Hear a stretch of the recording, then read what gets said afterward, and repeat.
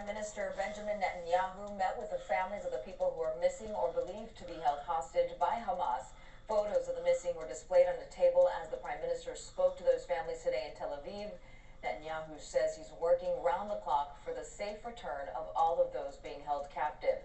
Israel estimates roughly 150 people are being held prisoner again by Hamas. This comes as the Prime Minister has invited President Biden to travel to Israel on a solidarity visit. U.S. Secretary of State Antony Blinken is reiterating that Israel has an obligation to defend itself, but says the country should also take precautions against harming civilians.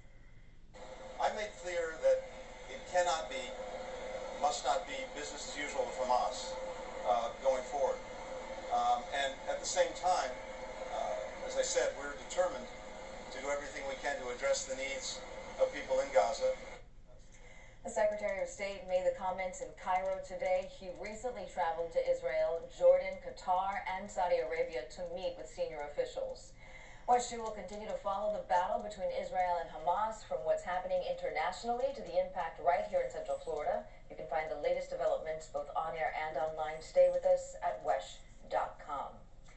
Tonight, investigators say the Israel-Hamas war is what drove a man to kill a 6-year-old Muslim boy and severely injure his mother. 71-year-old Joseph Zuba is facing hate crime charges tonight.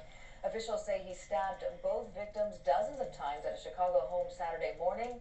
They say Zuba singled them out due to their faith. Let's be clear. This was directly connected to the dehumanizing of Palestinians that has been allowed over the last week. 6-year-old Wadia Al-Fayumi was taken to the hospital where he died. His 32-year-old mother is expected to survive. Zuba is waiting to appear in court. Let's talk about what is going on outside.